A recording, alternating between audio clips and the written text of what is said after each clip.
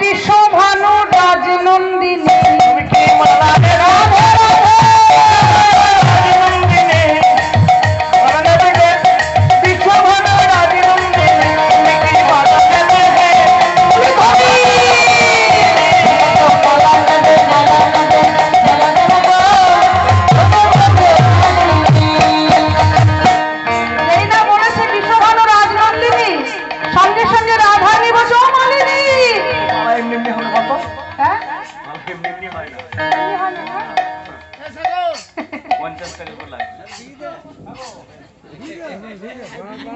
রাধারানীর কাছে যেই না গেছে রাধারানী মালার দাম বেড়ে গেছে না, কম দামে মালা হবে না, দাম বেড়ে গেছে।